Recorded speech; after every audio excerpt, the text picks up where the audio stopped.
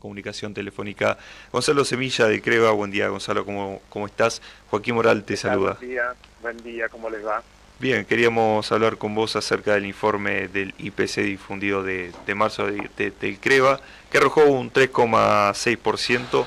Consultarte qué es lo que significa este número. Bien, bueno, a ver, en general marzo es un mes que suelen haber aumentos interesantes más vinculados a la cuestión educativa, y eso lo manifestó todo este indicador, que tuvimos un 6,1%, fue el más alto. Eso por un lado. Por el otro, este 3,6 también superó lo que fue febrero, y cuando nosotros miramos el trimestre, enero, febrero y marzo, nos arroja un 11,1. ¿Qué significa 11,1? Bueno, si lo comparamos con el mismo trimestre del año pasado, el año pasado fue de 6,5, bastante más alto este año, el 2021, que el año pasado. Y si lo comparamos con el mismo periodo de 2019, en el año 2019 fue 10,1. Simplemente uno va, es interesante hacer comparaciones interanuales y comparaciones trimestrales. Claramente, de los últimos 3 años, este es el más alto, en un año en el cual el gobierno estima o pretende que la inflación sea cercana al 30%. Ahí están el montón de preguntas que uno se suele hacer es: ¿podrá el gobierno alcanzar sus metas? Bueno, el mercado está convalidando o está pensando que no lo va a hacer y va a estar lejos. Incluso muchos colegas nuestros ya están estimando que la inflación va a estar entre un 45 y 50%, quizás cercano al 47%. Es un índice alto, claramente, después del 36 que dio Nación el año pasado y 30 que nos da a nosotros, es un indicador alto. Con lo cual, marzo 3,6, el capítulo de mayor aumento fue educación, no solo por la educación formal con algunos ajustes autorizados por el gobierno, sino también por otro tipo de cursos extracurriculares, como puede ser idiomas, computación, etcétera. Después nos arrojó indumentaria un 5,7, que si bien es alto, por supuesto que es alto, no tiene tanta incidencia en el índice general, y sí alimentos de vida, que es a nosotros lo que más nos importa. Y tuvimos un índice de 4,1, superior al 3,6, y ahí donde uno pone, digamos, la lupa. ¿Qué pasó en alimentos y bebidas? Cuando uno desagrega ese indicador, tenemos carne de ave fresca casi con el 10%, aceite con el 9%, pescados con el 8%, el pan con casi el 8%, la carne vacuna con el 7,7%, es decir, son indicadores y aumentos muy altos, que son los que terminan traccionando la inflación en general. Y eso es lo que nos preocupa, porque después impacta en el costo de vida. Cuando el costo de vida es cada vez más alto en pesos, lo que hace que la fábrica de generar pobres, lamentablemente, ya lo hemos visto con el índice de pobreza con el 42%. Así que que tengamos 3,6 está dentro de las expectativas del mercado privado, te diría, que pensaban alrededor del 4. Lo que queda es qué va a pasar de acá al resto del año, sobre todo cuando uno ya está comunicando un montón de restricciones y ya está pensando en los ajustes tarifarios, postergarlos a fin de año, como para que no impacten en el malestar que ya tenemos los seres humanos, en las restricciones en la circulación, en que nuestro salario real no siga degradándose. Así que, digamos, hay mucha tarea todavía por hacer. Buen día, Gonzalo, gracias por esta comunicación. Mauro Senesi, mi nombre. Mauro, ¿cómo te va? Y consultarte, esta cifra que se arrojó en el mes de marzo, ¿tiene que ver con los descongelamientos que se han llevado adelante luego de ese segundo semestre en el 2020, que estaba todo congelado, parecía que estaba todo tapando los agujeros por donde se filtraba la inflación? ¿O también hay una cuestión de aumentamos por si las dudas, porque ya sabemos que va a haber en 3 meses un 16 y 18% de aumento en lo que es combustible? ¿Cuánto hay de lo que pasó y cuánto hay de lo que se viene? Bien. Bueno, a ver, yo te diría que, la respuesta más fácil es una combinación, porque es difícil diferenciar cuánto es de cada uno. Pero es verdad que el año pasado estuvo acorsetada la economía, y te diría que muy pisada la inflación por esto que vos estás diciendo. Los ajustes tarifarios estuvo completamente congelado, y este año empezó a descongelarse. No todo, pero sí el combustible, ustedes lo han visto y lo estamos viendo permanentemente desde el mes de marzo desde enero hasta marzo en forma continua. Mucho más, con más incidencia fue en el mes de enero, alrededor de un 10 o un poquito más del 10% de aumento de combustible, y en marzo tuvimos alrededor del 3, 4, 5%. Pero cuando aumenta el combustible nos impacta de manera directa a aquella persona obviamente que tiene movilidad y tiene automóvil y tiene que ir a cargar combustible, nos impacta de manera directa. Pero también después eso tiene un efecto indirecto con el resto, aumenta el combustible, posiblemente aumente el boleto de transporte, después aumenta el costo del transporte de la mercadería, impactan los alimentos, digamos, tiene un efecto dominó en el resto de la economía. Pero después también hubo aumentos en las telecomunicaciones, hubo aumento en algunas prepagas, hubo aumento en algunos colegios, aumento en el cigarrillo, empezaron a haber determinados tipos de descongelamiento, y lo que es tarifa de luz, agua, gas, es lo que se estaba por venir ahora. Se estaba discutiendo si iba solamente a las empresas industriales, a los comercios, pero aún yendo a ellos, destinado al sector productivo, en algún momento lo iba a terminar pagando el consumidor final. No sé si... Así que sí, por favor. eso tiene algo que ver. Y la otra es que el Estado y el Banco Central, sobre todo, está haciendo devaluaciones diarias. Lo viene haciendo, lo hizo todo el año pasado. Lo que pasa que quizás a la vista del consumidor final eran imperceptibles porque eran pequeños centavos día a día, pero si vos ves todo el año del 2020, tenemos una variación del tipo de cambio del 40%.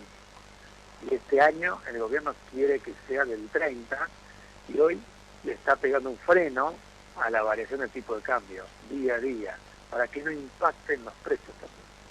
Sí, que se ve que hay una gran liquidación de granos y ingresan divisas, pero no suben las reservas, y es porque hay toda una ingeniería ahí que venden bonos, algo similar para... Sí, lo que hace, claro, hoy tenemos como una especie de liquidación de granos récord. Uno lee los diarios, lee los informes económicos, y es la mayor en los últimos 15 o 18 años. Esto es una buena noticia, sí, porque el Estado se hace de dólares genuinos, aumentan las exportaciones, y las exportaciones vienen aumentando, salvo el mes de diciembre del año pasado, en forma continua, y tenemos un superávit comercial interesante, pero no el que quisiéramos, es poquito. En el año tuvimos casi 3.000 millones de dólares de superávit comercial. Entonces vos decís, tenemos liquidaciones récord, pero las reservas no aumentan mucho. ¿Qué pasa? Bueno, lo que pasa es que el Estado con esos dólares lo que hace es recomprar bonos que emitió en su momento. Digamos, lo que hace es cancelar deuda prematuramente. De todas formas hubo en marzo, en el mes pasado, hubo un aumento de 1.000 millones de reservas, y ahora con los derechos especiales de giro del Fondo Monetario, que nos vendría arriba de 3.000 millones de dólares a nosotros, como cualquier país que está dentro del FMI, bueno, nos da cierto respiro para lo que resta del año. Te hago una pregunta, no sé si viste el informe de pobreza del INDEC, y me llamó mucho poderosamente la atención que en Bahía Blanca, una de las pocas ciudades donde bajó la pobreza en el segundo semestre respecto al primero, y en un número tan fuerte del 9, y pude ingresar al informe que ustedes hicieron de salarios. Y hay Sí. porque de actividad económica, a ver, la actividad económica de diciembre de 2020 quedó igual a diciembre de 2019, pero sí se nota que hubo un repunte en el segundo semestre de lo que es el salario. ¿Está ahí esa variable donde hizo bajar la pobreza tanto? Porque si no, no se explica, no hubo un boom lamentablemente un boom de oferta de trabajo.